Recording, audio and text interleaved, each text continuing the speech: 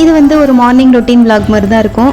Morning எப்போவுமே ஒவ்வொரு டைமுக்கு தான் எழுந்திரிப்பான். இன்றைக்கி என் கூடவே எழுந்துட்டான். அவனை நல்லா ஃப்ரெஷ்ஷப் ஆக்கி விட்டுட்டு அப்புறமா என் வேலையை ஸ்டார்ட் பண்ணிட்டேன். அவனுக்கு ப்ரஷ் பண்ணுறது பிடிக்காது தான், ஆனால் செய்யணும்னு தெரியும், கண்டிப்பாக விட மாட்டேன். அதனால் அவனே ஸ்டூல் போட்டு வாஷ் பேஸ்க்கு முன்னாடி ஏறி நின்றுக்கிறான். இன்றைக்கி காலையிலேயே காஃபி குடிக்கணும் போல் இருந்தது. அதனால இந்த ஆம்லா ட்ரிங்க் இன்றைக்கி மறந்தாச்சு. அதனால் ஒரு டம்ளர் காஃபி நல்லா ரிலாக்ஸ்டாக குடிச்சிட்டு அடுத்தடுத்து வேலையை ஸ்டார்ட் பண்ணிட்டேன். மார்னிங் பிரேக்ஃபாஸ்ட்டுக்கு வந்து தோசை, தக்காளி சாம்பார், சட்னி இதுதான் செஞ்சுருந்தேன். இது ரொம்ப ஈஸியாக இருக்கும். குக்கரில் பூண்டு, பெரிய வெங்காயம், தக்காளி, மஞ்சத்தூள், சீரகம், உப்பு இது எல்லாத்தையும் போட்டு நல்லா வேக வச்சிடலாம். அதை குக்கர்ல வச்சு ஒரு 5-6 விசிலுக்கு ப்ரெஷர் குக் பண்ணணும். அதுக்குள்ள தேங்காய் சட்னியும் அரைச்சாச்சு. அது நல்லா வெந்த உடனே நல்லா மத்துல மசிச்சு விட்டுறணும். அடுத்ததான் ஒரு கரண்டி தோசை மாவு புளிக்காம இருக்கணும். அதை ஊற்றி தண்ணி ஊற்றி நல்லா கொதிக்க வச்சிடலாம். கொஞ்சமா எண்ணெய், கடுகு, வரமிளகாத்தூள், கருவேப்பிலை இது மட்டும் போதும். தாளிச்சு ஊற்றிடலாம். அதுலயே நல்லா எண்ணெய் பிரிஞ்சு வர வரைக்கும் கொதிக்க வச்சு இறக்கணும்னா சூப்பரான தக்காளி சாம்பார் ரெடி ஆயிடும். மாவு மட்டும் புளிப்பா இல்லாம பாத்துக்கோங்க, இல்லைன்னா குழம்பு ரொம்ப புளிக்க ஆரம்பிச்சிடும். ஈஸியா இருக்கும், ட்ரை பண்ணி பாருங்க.